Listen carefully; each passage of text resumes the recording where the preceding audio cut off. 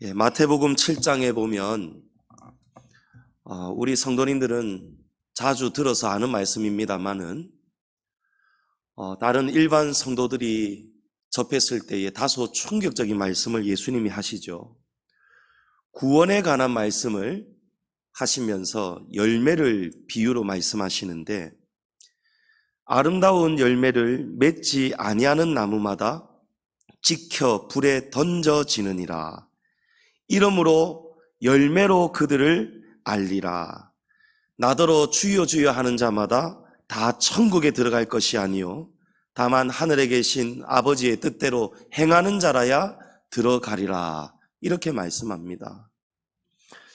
여러분, 여기 예수님께서 말씀하시는 대상이 있습니다. 거짓 선지자들이죠. 선지자들이 죽은 다음에 하나님의 심판대 앞에 섰는데, 변호자이신 예수님께서 이 선지자들을 모른다고 변호를 안 해주시는 거예요. 그때의 선지자들이 놀라서 주여 주여, 우리가 주님의 이름으로 선지자 노릇하지 않았습니까? 귀신을 쫓아내고 권능을 행하지 않았습니까? 라고 예수님께 다급하게 물었습니다. 예수님, 정말 우리를 모른단 말입니까? 그때에 예수님께서 내가 너희를 도무지 알지 못한다. 불법을 행하는 자들아, 내게서 떠나가라. 예수님이 이렇게 말씀하신 거예요. 선지자들이 구원을 못 받는 이유가 무엇입니까? 여러분, 아름다운 열매를 맺지 못했기 때문이라는 거예요. 아름다운 열매가 무엇입니까? 그러면 아름답지 못한, 하나님 앞에 선하지 못한 열매는 무엇일까요? 하늘에 계신 내 아버지의 뜻대로 행하는 자라야 들어가리라. 하나님 아버지의 뜻대로 행할 때에 아름다운 열매가 맺어진다는 것입니다. 하나님 아버지의 뜻대로 행하지 않으면 그들이 아무리 선지자로 사역했어도, 귀신을 쫓아내고 권능을 행했어도 하나님의 뜻 안에서 하지 않고 자의적으로 다른 거짓된 영의 능력을 빌려서 하였던 사역은 절대로 하나님 앞에서 열매로 설 수가 없다는 것입니다.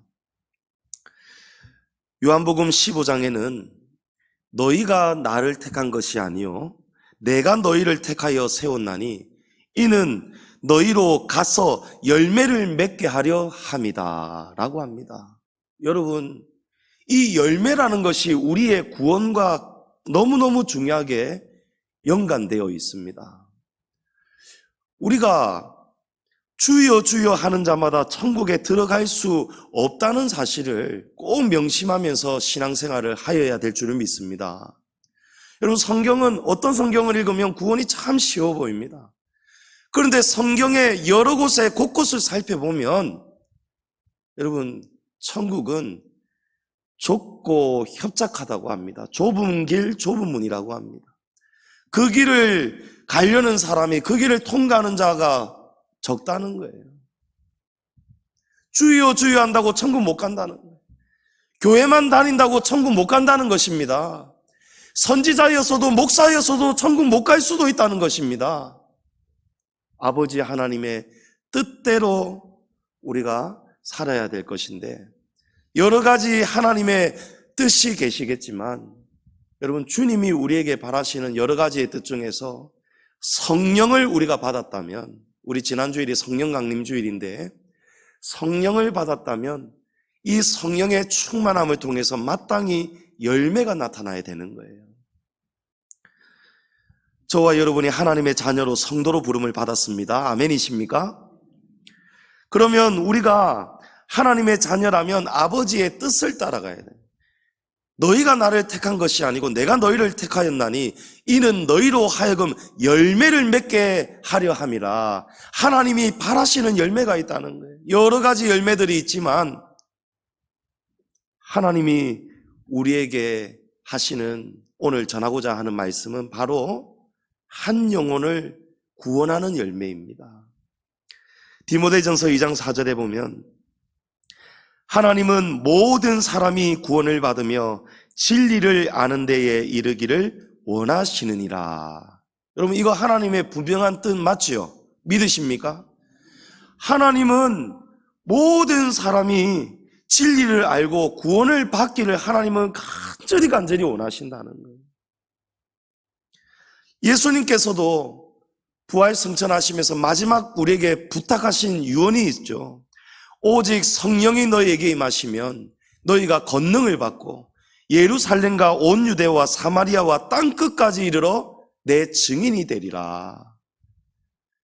여러분, 성령을 받으면 증인이 되어야 된다는 거예요. 먼저 성령을 받아야 된다는 거예요. 여러분, 저와 여러분 성령 받아도 되고 안 받아도 된다라고 생각하십니까?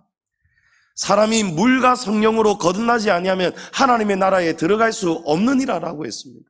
여러분, 성령 받아야 되는 거예요. 그러면 성령을 받으면 예수님이 어떻게 된다고 했습니까? 오직 성령이 너에게 임하시면, 성령을 받았으면 우리가 권능을 받아야 된다는 거예요. 권능을 받고 나면 어떻게 해야 됩니까? 예루살렘과 온 유대와 사마리아와 땅끝까지 이르러 내 증인이 되어라. 여러분, 성령을 받았다면 성령 충만한 열매는 무엇입니까? 예수님의 증인이 되는 거예요. 오늘 본문에 성령을 받고 증인의 삶을 살다간 스데반 집사님의 이야기가 나옵니다. 스데반은 7 집사의 한 사람이죠. 성령과 지혜가 충만하였고 구제하는 일을 하였고 여러 기적들을 행하였고 또 무엇보다 유대인의 회당에 가서 유대인들을 향해서 예수 그리스도의 복음을 담대하게 전했던 7 집사 중에 한 사람입니다. 이 유대인들은 예수 그리스도의 이야기를 듣는 것이 고깝지가 않습니다. 마음이 굉장히 불편합니다. 긴 듯 하다가도 이 안에서 막 분노가 치밀어 오르는 것이 유대인들이죠. 그래서 결국은 예수님은 십자가에 못 박았지 않습니까? 그런데 이 유대인들이 예수님이 하나님의 아들이시다, 메시아시다, 우리의 구원자시다 라고 복음을 증거하면서 여러 가지 구약 옛 선지자들의 예언들을 가지고 인용을 하면서 복음을 전할 때에 그 어떤 유대인도 이 스데반 집사의 말을 당해내지 못하는 거예요. 반박을 못하는 거예요. 여러분, 예수님도 그러셨죠. 예수님도 서기관들이, 바리새인들이 작정을 하고 예수님을 어떤 것에 빠뜨리려고 작정을 하고 예수님에게 물을 때마다 예수님은 그들이 전혀 생각지 못했던 지혜의 놀라운 진리의 말씀으로 답을 하시니까 그들이 입도 뻥끗 못하고 돌아가고 말았죠. 그래서 유대인들이 예수님을 이길 방법이 없어서 어떻게 했습니까? 거짓 증인들을 매수해서 예수님을 거짓모함으로 십자가에 못 박았지 않습니까? 똑같이 이 유대인들이 스데반에게도 똑같이 한 것입니다. 스데반의 그 지혜를, 성령이 충만하니까 성령이 지혜를 주시고 성령의 말하게 하심을 따라 이 복음을 담대하게 전하니까 말로서는 이 스데반을 논리적으로는 이길 방법이 없으니까 똑같이 하는 거예요. 거짓 증인을 만들어서 스데반이 하나님을 모욕하고 성전을 모욕하였다, 그런 제목으로 산헤드린 공회에 고소를 한 것입니다. 스데반이 이제 공회 앞에 섰습니다. 재판정 앞에 섰습니다.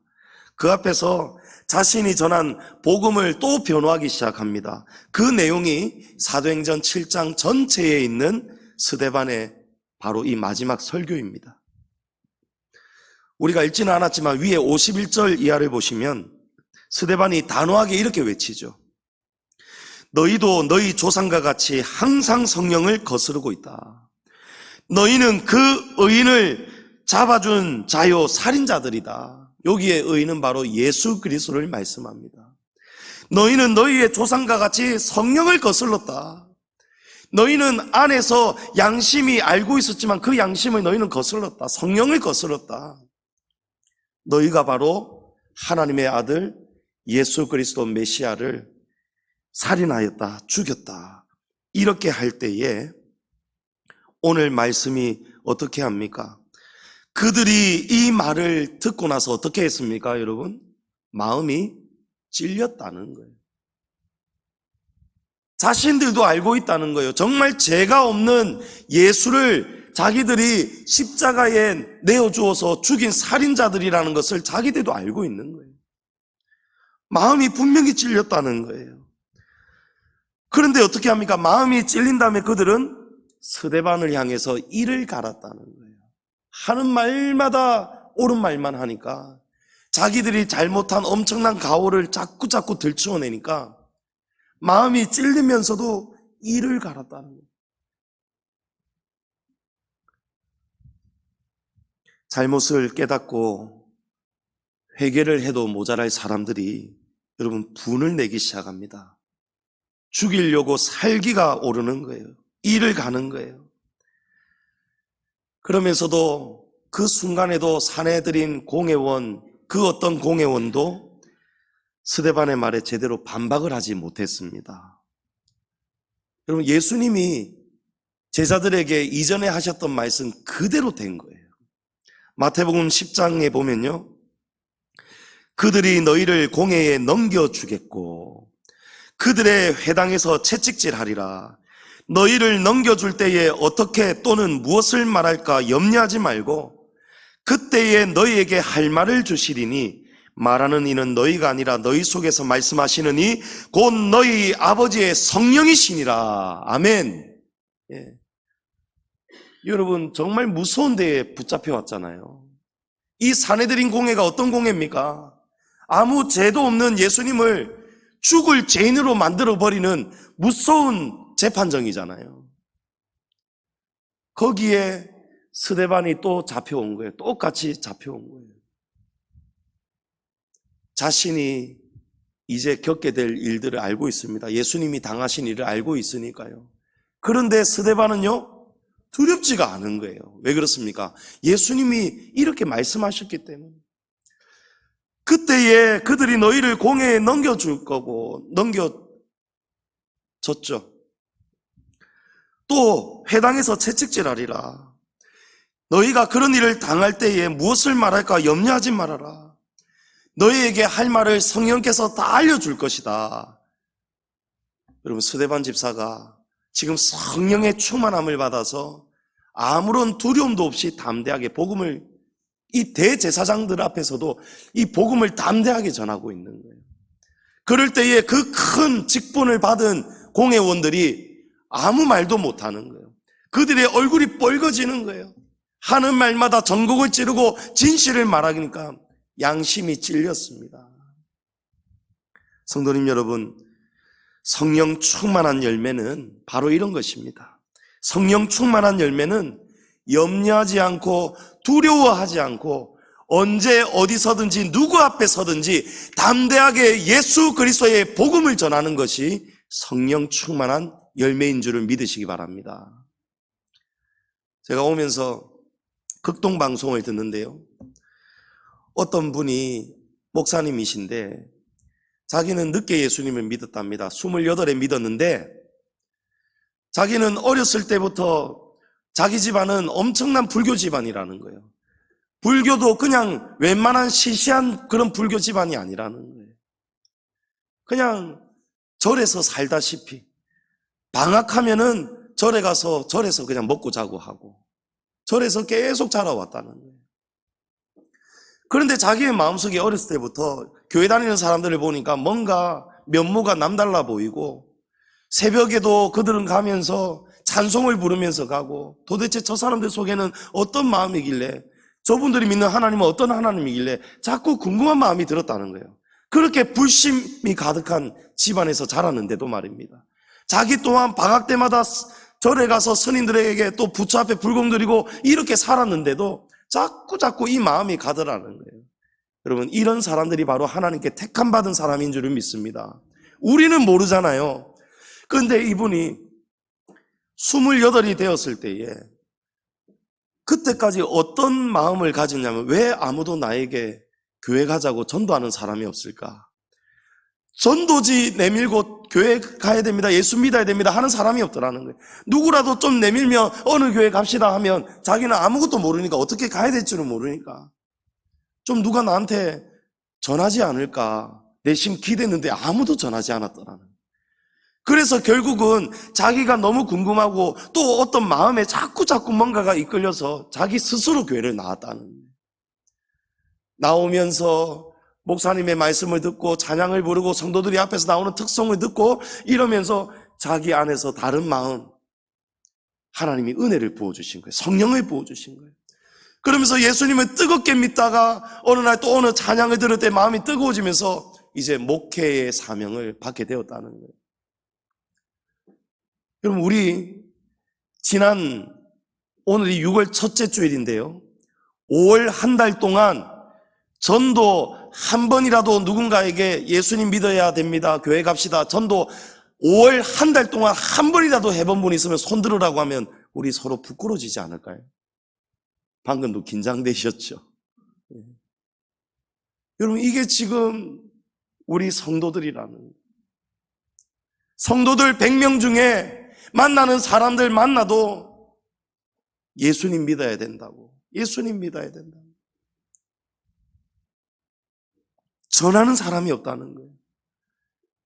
전하지 않으니까 하나님께서 그 영혼을 불쌍히 여기셔가지고 그 스스로에게 교회를 가고 싶은 그런 불같은 마음을 넣으신 것이 아니겠습니까?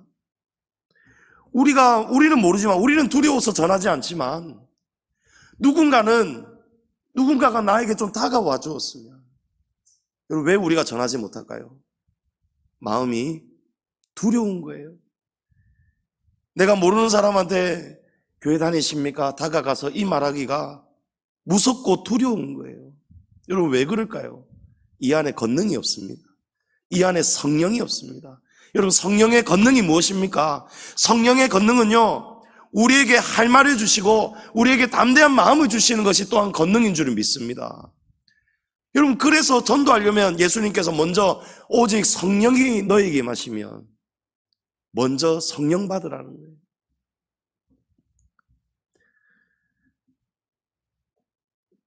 우리가 복음을 증거할 때 성령님은 지혜를 주십니다.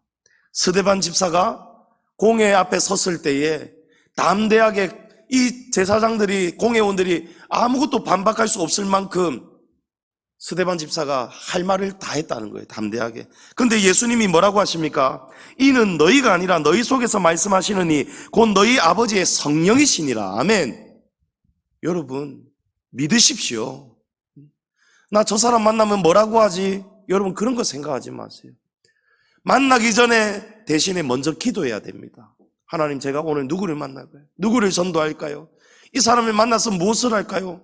그러면 일단 만나서 차 한잔 마시고 식사하다가 보면요, 자연스럽게 우리 김성순 권사님이 기차 안에서 그 서울에 있는 그 어느 여성분을 만나서 막 그냥 불같은 마음이 타올라서 주주주주 나오더랍니다. 올로 목사님이 예수님 믿게 된 이야기, 우리 교회에 일어났던 이야기, 천국, 지옥, 온갖 것들을 그냥 막 얘기하는데 그분 마음이 열리고 있더라는 거예요. 전화번호까지 주었잖아요. 아, 정말 천국과 지옥이 있습니까? 여러분, 우리가 지금 침묵하고 있는 그것이 하나님 아버지의 뜻이 아니에요. 하나님은 모든 사람이 구원을 받고 진리를 아는 데에 이르기를 원하신다고 말씀하지 않습니까? 불신자들도 지금 이 스데반 집사가 복음을 전할 때에 공회원들이 양심에는 찔렸지만 분노하고 이를 간 것처럼 불신자들도 우리가 복음을 전할 때에 이렇게 할 수도 있습니다. 당연하죠. 이를 갈 수도 있습니다. 분노할 수도 있습니다. 그런데 여러분, 두려워하지 마시기를 축복합니다. 그럴 때에 우리 안에 어떤 일이 일어나는지 아십니까? 여러분, 우리가 복음을 전하는데 복음을 듣는 상대방이 막 분노하고 우리를 핍박하려고 하고 이를 갈고 그런 일을 우리가 당하게 될 때에 여러분, 우리 안에 어떤 일이 일어나는지 아십니까? 여러분, 그때에 성령이 더 충만하게 우리 안에 역사해 주십니다. 55절을 보십시오. 54절에 그들이 양심에 찔렸고 이를 갈고 이제 스데반 집사를 죽이려고까지 할 때에 55절에 보니까 그 다음에 어떤 일이 일어나죠? 스데반이 성령 충만하여 하늘을 우러러 주목하여 하나님의 영광감이 예수께서 하나님 우편에 서신 것을 보고, 지금 요 다음 일들은 여러분 아시죠? 이제 돌을 들어서 스데반을 막 칩니다. 돌을 던지고 돌로 내리찍고 거기에 모인 모든 사람들이 에워싸서 스데반을 결국에는 돌로 쳐 죽입니다. 스데반은 그렇게 될 법도 알매도 불구하고 성령이 충만하니까 담대하게 성령이 말하게 하심을 따라서 복음을 전하였는데, 이들이 스데반을 죽이려고 무서운 핍박이 다가오고 두려운 시간이 찾아올 때에 스데반의 속에는 어떤 일이 일어났습니까? 성령이 더 충만하게 스데반에게 역사하더라는 거예요. 그때에 성령이 더욱 충만하였고 하늘이 열렸고 하나님께서 스데반 집사에게 영광을 보여주셨습니다. 또 예수님께서 하나님의 오른편에 서 있는 자신의 모습을 보여주셨습니다. 여러분, 이런 장면은요 12 제자들도 한 번도 보지 못한 장면입니다. 그런데 그 장면을 유일하게 지금 스데반 집사님에게 하나님께서 성령님은 성령을 더 뜨겁게 지금 부어주고 계시고, 하나님께서는 하늘 문을 여시고 스데반의 영안을 열어주시고 하나님의 영광을 보여주시고, 예수님은 하나님의 우편에 서 계신 자신의 모습을 보여주시는 거예요. 어떤 때의 말입니까? 스데반 집사님이 성령으로 충만하여서 예수 그리스도가 하나님의 아들이십니다, 예수님만이 우리의 구원자이십니다, 이 예수 그리스도를 담대하게 전할 때에 여러분, 성부 하나님, 성자 하나님, 성령 하나님, 삼위일체가 모두가 동시에 움직이셨다는 거예요. 아멘이십니까? 삼위 하나님께서 이만큼 담대하게 복음 전하는 것을 기뻐하신다는 거예요. 복음을 전하다가 핍박을 받고 이제 죽을 위기에 있는 스데반에게 여러분, 하늘의 뜨거운 응원이, 하늘의 뜨거운 위로가 임하였다는 것을 우리가 본 것입니다. 성도님 여러분, 우리가 예수 그리스도의 증인으로 복음을 전하다가 고난을 받게 된다면 여러분, 그때에 우리에게도 그런 일이 동일하게 일어날 거라는 것을 믿으시기 바랍니다. 우리가 핍박을 받으면 받을수록 성령은 더 우리를 응원하실 것이고 충만하실 것이고, 우리가 눈으로는 쉽게 보지는 못하지만 하늘에서는 이런 일이 일어나고 있다는 거예요. 참 잘하였다. 하나님이 기뻐하시면서 영광을 보여주십니다. 하나님 우편에 서 계시는 예수님께서 또 스데반 집사를 위로하고 계시는 거예요. 56절에 예수님께서 스데반에게 주시는 위로가 무엇인지 보게 됩니다. 보라, 하늘이 열리고 인자가 하나님 우편에 서신 것을 보노라. 여러분, 이것이 예수님이 주시는 위로예요.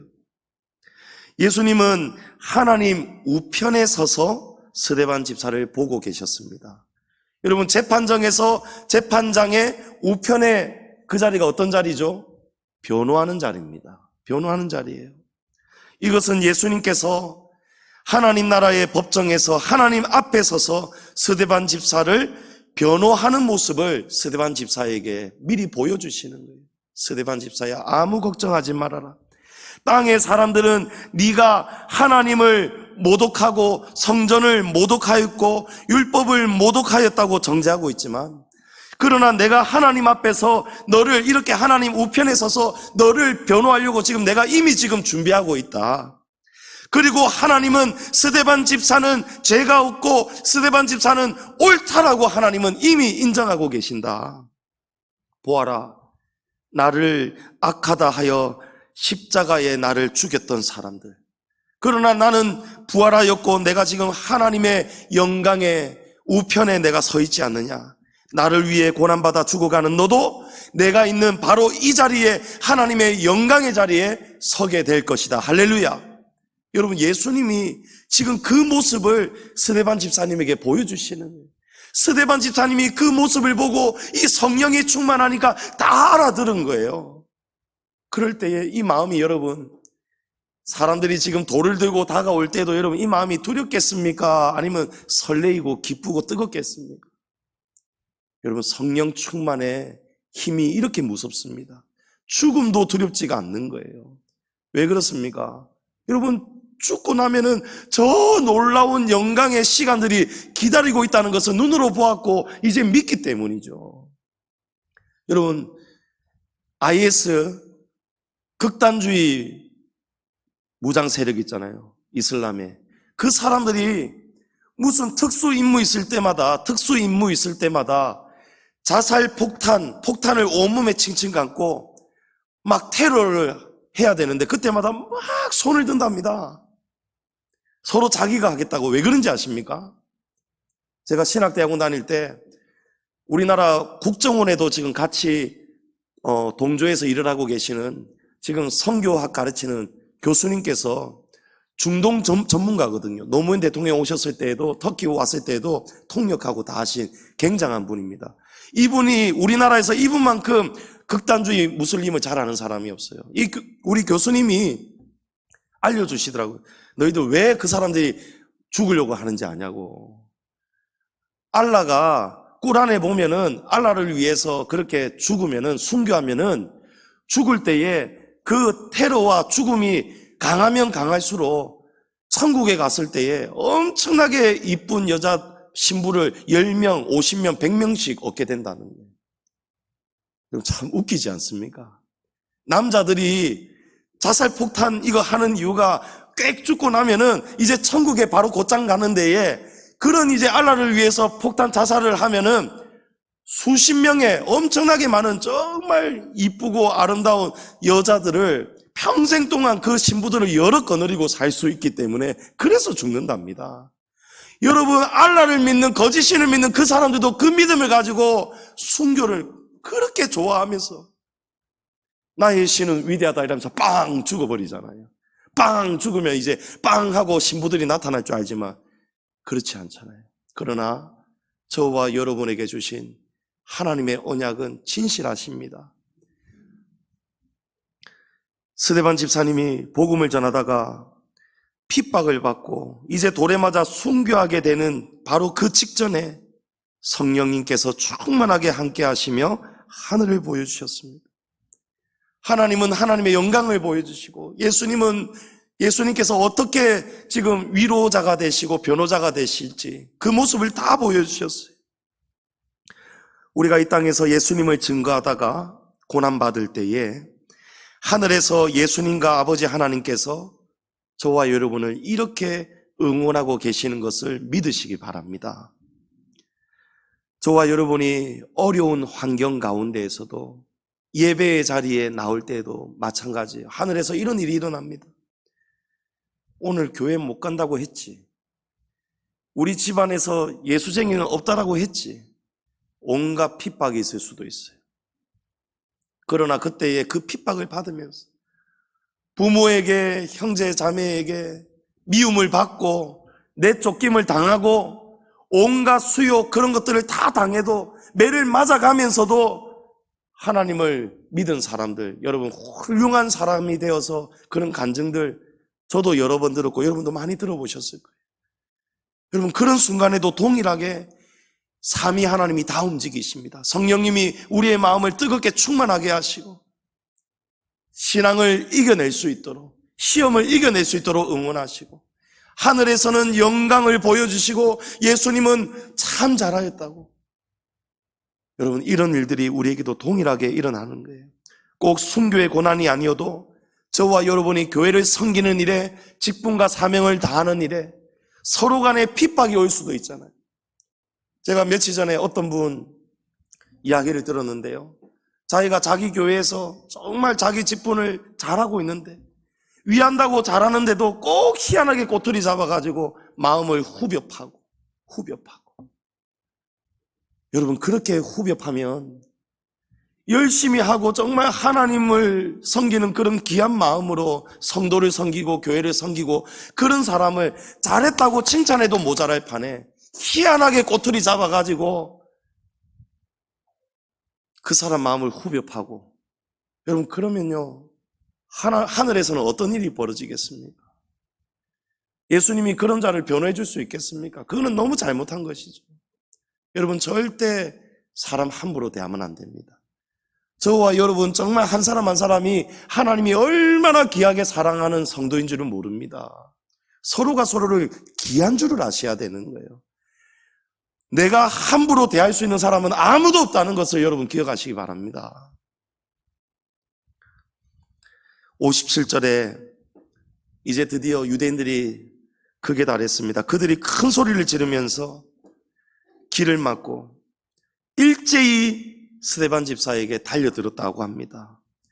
유대인들이 미친 듯이 갑자기 큰 소리 지르고 달려든 이유가 있습니다. 스데반 집사님이 인자가 하나님 우편에 서신 것을 지금 내가 보고 있다, 이 말을 하는 순간 유대인들이 더 미치고 날뛴 거예요. 왜냐하면 여기에 인자는 예수님을 지칭하는 대명사입니다. 자기들이 지금 안 그래도 양심이 찔리면서 지금 옳은 말만 골라 하는 스데반 집사가 미워 죽겠는데, 지금 예수의 시체도 지금 사라져서 예수가 진짜 부활한 것도 나타났고 온갖 소문을 다 들었을 거 아닙니까? 그런데 자신들이 죽인, 자기들이 살인한 거나 마찬가지인 그 인자 예수 그리스도가 지금 하나님께 저주를 받아 십자가에 달려 죽었다라고 해야 되는데, 저주를 받아 죽은 줄로 알았던 그 인자 예수 그리스도가 지금 하늘 영광에 하나님 우편에 인자가 서 계신 것을 지금 내가 보고 있습니다 라고 하니까 지금 이들이 길을 막고 고함을 지르면서 달려들면서 급기야 돌로 던지고 쳐 죽이기 시작한 거예요. 57절에 여러분 일제히라는 단어가 있죠. 그들은 돌을 들고 달려들 때에 일제히 달려들었다는 거예요. 여러분 일제히라는 말을 다른 말로 하면 한 뜻으로, 한 마음으로, 이런 뜻이죠. 사도행전 1장에 보면 우리 지난주에 이런 말씀 나누었잖아요. 120명의 성도들이 더불어서 한 마음으로 마음을 같이하여 오로지 기도에 전념하였다라고 합니다. 그때에 성령이 충만했죠. 우리가 한 마음으로 기도하고 성령을 받고 증인의 삶을 살아갈 때 여러분 악한 자들도 한 마음이 되어서 일제히 우리를 향해 달려든다는 것을 우리가 또한 기억해야 됩니다.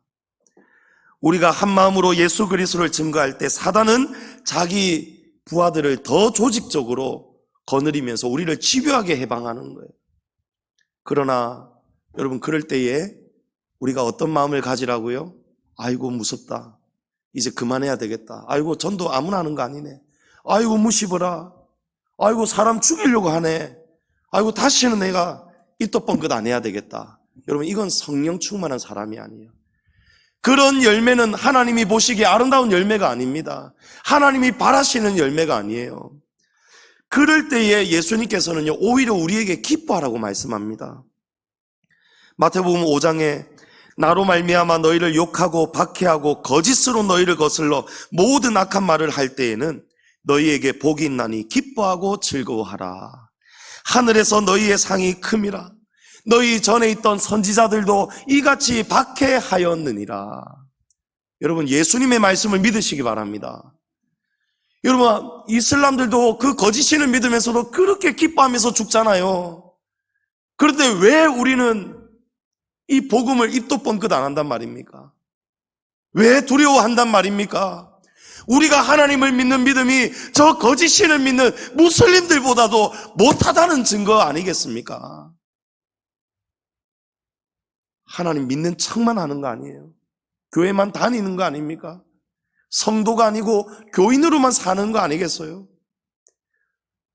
바울을 보십시오. 예수님을 그렇게 미워하고 저주했던 바울이 예수님을 진짜 만나고 나니까, 예수님을 제대로 만나고 나니까 바울은 그때부터 죽는 순간까지, 마지막 죽는 순간까지 예수, 오직 예수를 전하잖아요. 자랑할 것은 예수 그리스도의 십자가 외에는 내가 자랑할 것이 없다라고 하지 않습니까? 여러분 그게 정말 예수쟁이, 예수 만난 사람 아니겠습니까? 스데반 집사님에게 이제 수많은 돌들이 날아왔습니다. 온몸이 피범벅이 되어갈 때 이제 스데반 집사님이 부르짖죠. 59절 이하에 스데반이 부르짖어 이르되 주 예수여 내 영혼을 받으시옵소서 하고 무릎을 꿇고 크게 불러 이르되 주여 이 죄를 그들에게 돌리지 마옵소서. 이 말을 하고 이제 순교를 하였습니다. 성도님 여러분, 성령 충만한 열매는요, 바로 이런 것이에요. 마지막 죽는 순간까지 예수 그리스도의 증인으로 살다가 죽는 것입니다. 우리가 살아도 주를 위해 살고 죽어도 주를 위해 죽나니 그러므로 사나 죽으나 우리가 주의 것이로다. 아멘. 예. 여러분, 사는 것도 예수 그리스도의 증인으로 살고 죽을 때에도 예수 그리스도의 증인으로 사는 거예요. 그 사람들이, 무슬림들이, IS들이 죽을 때에 알라는 위대하다 이라고 빵 누르고 죽잖아요. 저와 여러분이 그런 사람들보다도 더 뜨거운 신앙으로 하나님을 믿고 살다가 죽어야 되지 않겠습니까? 성령 충만한 스데반 집사님은 죽는 순간까지 저 영혼들을 위해서, 저 영혼들 구원을 위해서 예수님께 기도한 거예요. 저들의 죄를 저들에게 돌리지 말아 주십시오. 저들 중에도 돌아와서 구원받을 사람들이 있지 않겠습니까? 죽어가면서도 그 영혼들을 위해 전도했다는 것입니다. 오래전에 강원도에서 중령 일가족 6명을 도끼로 무참히 죽인 도끼 만행 살인자, 여러분 고재봉 씨 기억하시는 분들 많으실 거예요. 범행이 얼마나 잔인하였으면 재판에서 사형 선고를 바로 선고받고 넉 달 만에 바로 총살형을 당했습니다. 교수형이 아니고 총살형을 당했어요. 군사재판이기 때문에. 그런데 선고를 받고 수감 중인 어느 날에 고재봉 씨에게 누군가로부터 성경이 한 권 전해지는 거예요. 그 시절에 대한성서공회 소속으로 성경을 보급하면서 복음을 전하는 건서라는 직책이 있었습니다. 성경을 계속 전하는 사람들이죠. 이 건서 사역을 하던 안국선 집사님이 어느 날 하나님 앞에 기도하고 있는데 갑자기 하나님께서 그런 마음을, 그런 음성을 주시더랍니다. 지금 고재봉을 찾아가서 그 영혼을 구원하라는 거예요. 이 성경을 전하라고 하나님이 강권적으로 말씀을 하시는데 이분이 평소에 겁이 너무 많은 거예요. 아주 소심합니다. 그런데 이 고재봉은 그때 당시에 너무 떠들썩했잖아요, 세상이. 지금이야 조금 덜 놀랄 법도 하지만 그 당시에 우리나라 정세에서 보면 사람을 한 명을 칼로 찔러 죽여도 뉴스에 나도 어머야 세상에 무서워라 이런 세상인데 일가족 6명을 그것도 도끼로 무참히 죽였으니 막 머리도 찢고 여러분 아시잖아요. 사람들이 얼마나 충격받고 있었습니까? 그런데 이 건서 안국선 집사님이 하나님이 이 무서운 희대의 살인마를 찾아가서 복음을 전하고 성경을 전하라고 하니까 이 마음이 막 불안하고 아유 나는 못한다, 아이고 나는 못한다 이러고 있는데 하나님이 계속 막 명령하시니까 아이고 내가 이거 순종 안 하면 큰일 나겠구나 하고 어렵게 온갖 채널을 다 동원해서 수소문을 해서 드디어 고재봉 씨를 면회하고 성경을 전하게 된 거예요. 그 짧은 순간에 복음을 전했다는 거예요. 여러분 뭐라고 했습니까? 성령 충만하면요 우리가 아이고 이 고재봉이 무서운데 내가 가서 무슨 말하지? 그게 아니라는 거예요. 순종하고 가면은 성령께서 우리 안에서 충만하게 역사하셔서 할 말을 주신다는 거예요. 나도 모르게 생각을 성령이 주시는 거예요. 그 복음을 듣고 그 성경을 받아들었던 고재봉이요 그날부터 성경을 읽기 시작하는데요 그 짧은 넉 달, 아니 처음이겠죠. 나중에는 변화가 되었으니까 처음에 별명이 미친 개였답니다. 교도관이고 위아래도 없고 나이도 없고 계속 막 욕하고 이제 자기 총살 당할 거 아니까 마지막까지 더 미치고 그래서 미친 개로 불렸던 거예요. 그런데 미친 개로 불렸던 고재봉이 성경을 읽고 난 후부터 완전히 다른 사람으로 변하기 시작했다는 거예요. 찬송가를 들으면서 그 같은 방 안에 또 어느 목사님이 계셨던 거예요. 그분을 통해서 성경을 더 자세하게 배우게 되고 찬송가를 배우게 되고 그러면서 찬송가를 따라 부르면서 막 눈물을 흘리고, 미친 개였던 사람이 이제는 겸손해지고 고개를 숙일 줄 알고 윗사람에게 존댓말을 쓰고, 또 심지어는요, 너도 빨리 예수 믿어라, 예수 믿어라. 내가 예수님을 빨리 믿었더라면 내가 이곳에 오지 않았을 것인데 하면서 막 날마다 은혜 속에 눈물 속에 사는 거예요. 그런 모습을 보고 교도관도 놀라고 수용수들도 깜짝 놀랐다는 거예요. 그리고 이제 고재봉이 넉 달이 되어서 사형 집행날이 되었어요. 그 전날까지 계속 복음을 전했습니다. 같은 방 수감자들도 마찬가지고 만나는 사람마다 복음을 전했다는 거예요. 사형 집행날 이제 교도관들도 마음이 달라진 거예요. 고재봉이 너무 안 된 거예요. 세상에 이렇게 착한 사람이었는데, 이렇게 변할 수 있는 사람이었는데 눈빛도 달라지고 완전히 달라진 거예요. 마지막으로 할 말이 없는가 하면서 고재봉을 이제 예우를 해준 거죠. 그때 고재봉이 저 마지막으로 찬송가 하나 부르고 싶습니다.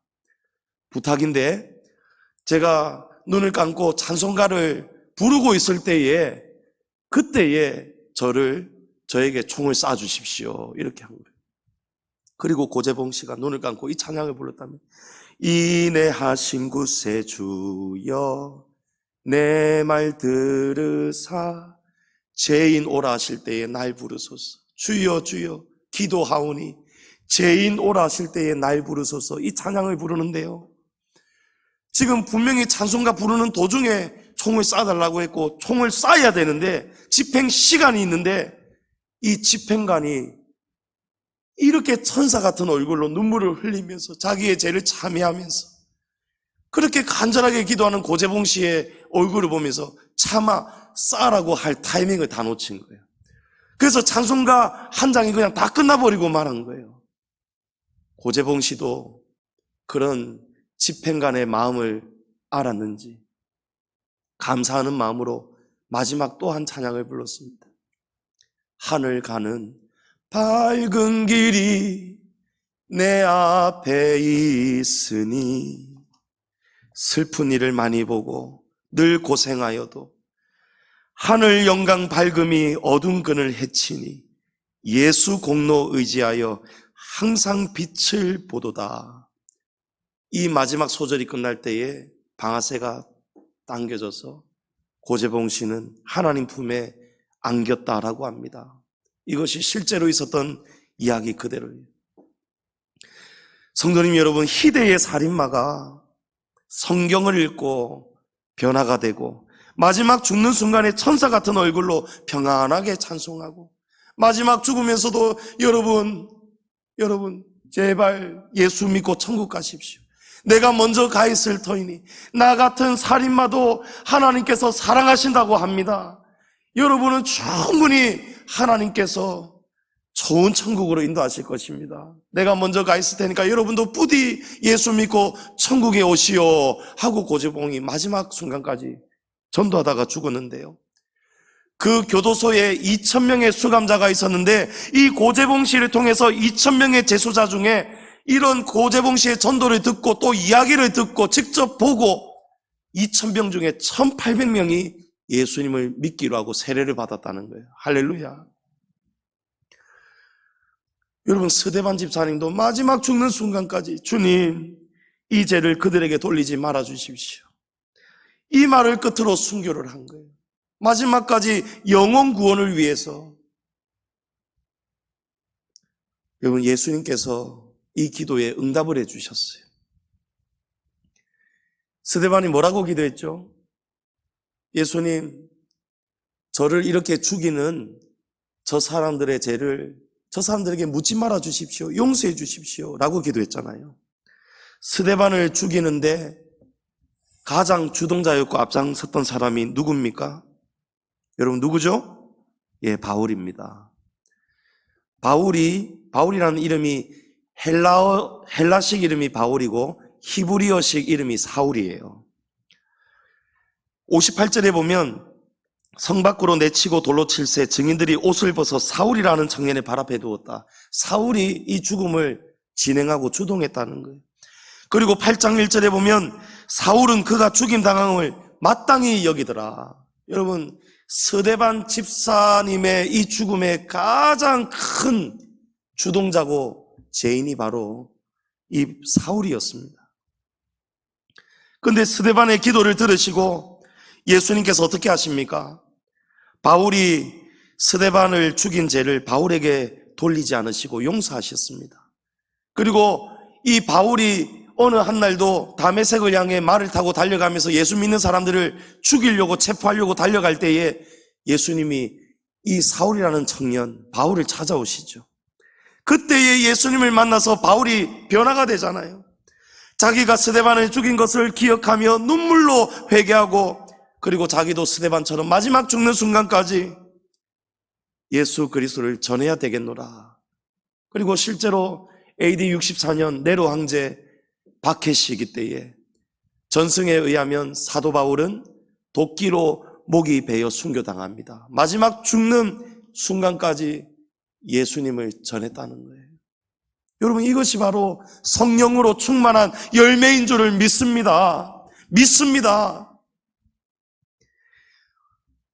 우리 예수 그리스도를 전하는 일이 쉬운 일이 아니에요. 우리는 한 마음으로 일제히 기도하고 갈 때에 사단도 일제히 돌을 들고 스데반 집사에게 달려든 것처럼 우리가 복음 전하는 일을 방해할 것입니다. 그러나 여러분, 그 회방을 핍박을 두려워하지 마시기 바랍니다.